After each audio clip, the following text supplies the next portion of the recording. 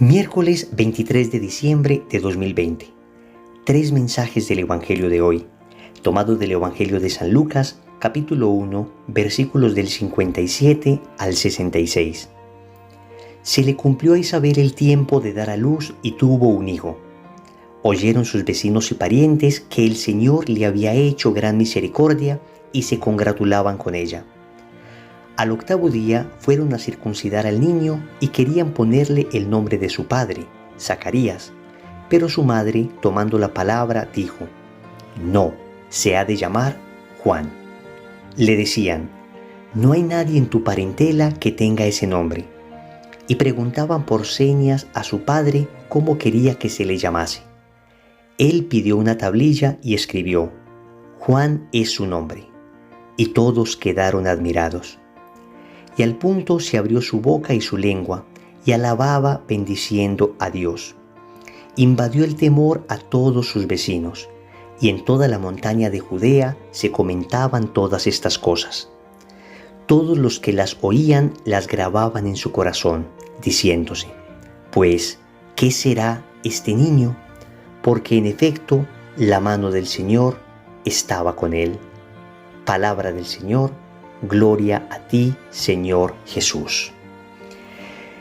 La liturgia nos trae hoy el nacimiento de San Juan Bautista.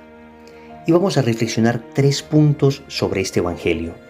Primero, los esposos en Dios. Segundo, los hijos en Dios. Tercero, el ejemplo de la familia cristiana. Este Evangelio nos habla mucho de la familia, de los esposos, de los hijos, y vamos a aprender entonces con estos 3 puntos unos bellos mensajes que el Evangelio tiene para las familias. Primero, los esposos en Dios. El Evangelio comienza diciendo que se le había cumplido a Isabel el tiempo de dar a luz. Unos esposos que viven en Dios viven en el tiempo de Dios. Es decir, no quieren que las cosas se den en su tiempo, sino en el tiempo de Dios. Eran ya ancianos, conciben milagrosamente siendo ancianos. El Señor les tenía un tiempo para que concibieran y había un tiempo para que nacieran. Es decir, la familia, los esposos en Dios siguen los ritmos de Dios, y esto es importante para un mundo tan desesperado, para nosotros que muchas veces oramos y queremos que las cosas se nos den de manera inmediata. Los esposos en Dios nos enseñan a vivir en el tiempo de Dios. Pero además, los esposos en Dios se someten al plan de Dios, porque lo lógico es que le hubiesen puesto el nombre de su padre o de su abuelo, como era tradición en Israel poner a los niños recién nacidos. Y sin embargo, ellos no le van a poner el nombre de Zacarías, sino el nombre de Juan. ¿Por qué? Porque ya el Señor lo había dicho. El ángel en Lucas capítulo 1 versículo 13 había dicho a Zacarías que el niño se debería llamar Juan. Y así tenemos a este par de santos esposos que se someten al plan de Dios. Pero además no solo le ponen el nombre que el ángel les había dicho, sino que llevan al niño a circuncidar, es decir, a cumplir la ley de Dios. Entonces son esposos que viven en el tiempo de Dios, que se someten al plan de Dios y a la ley de Dios. Son esposos que hacen no lo que quieren, sino lo que Dios quiere. Y lo bonito es que cuando los esposos buscan la voluntad de Dios, esta voluntad de Dios les une. Isabel dijo que el niño no se llamaría Zacarías, sino Juan. Luego le preguntan a Zacarías y repite: se llamará Juan. Cuando los esposos hacen la voluntad de Dios, entonces se unen en los criterios importantes. Pero además, los esposos que viven en Dios terminan alabando y bendiciendo a Dios por todos los acontecimientos. Noten que Zacarías, cuando finalmente puede hablar, dice: habla bendiciendo a Dios. Los esposos en Dios bendicen a Dios. Esto es importante aprenderlo de estos santos esposos. Segundo, los hijos en Dios. Lo primero que tenemos que decir es que los hijos son fruto de la misericordia de Dios. Y es precisamente lo que dice el Evangelio. El Señor le había hecho gran misericordia a Isabel. Y es que efectivamente, para los israelitas no tener hijos era considerado una maldición. Entonces, el hecho de que Isabel en su vejez hubiese podido concebir a Juan significaba que Dios había tenido misericordia de ellos. Pero es que, ¿no son acaso todos los hijos un acto de la misericordia de Dios? ¿No son acaso todos los hijos un acto de la bondad de Dios que confía en esos padres, que les entrega estas criaturitas para que ellos los hagan ciudadanos del cielo? Todo hijo es fruto de la misericordia de Dios. Santa Isabel y Zacarías llevan inmediatamente al niño a circuncidar, como lo habíamos dicho. Pues nosotros, como padres cristianos, debemos llevar inmediatamente a nuestros hijos al bautismo, a introducirlos en el cuerpo de Cristo.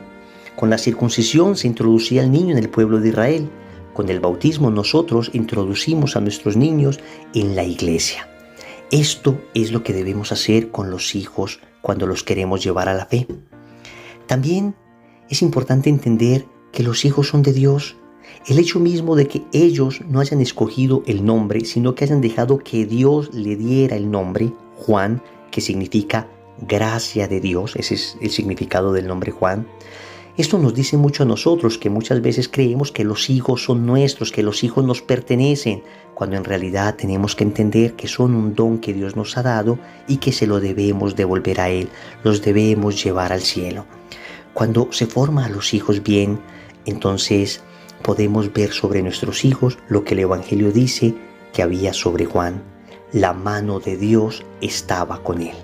Podemos ver en nuestros hijos que la mano de Dios está con ellos. Esto es formar hijos en Dios, y hay que pedir la gracia. Por nuestras propias fuerzas somos incapaces. Es Dios el que nos tiene que ayudar. Fruto de esa misericordia también será educarlos y llevarlos al cielo. Tercero, el ejemplo de la familia cristiana. Cuando las personas ven un matrimonio en Dios y cuando ven que se intenta educar a los hijos en Dios, entonces sucede lo que pasó con los vecinos y familiares de Isabel. Se congratularon con ella. Es decir, produce en el corazón del hombre un deseo de alegría el hecho de ver familias cristianas. En el fondo hay dentro de cada corazón un deseo de familia, un deseo de un matrimonio feliz, un deseo de una familia hermosa.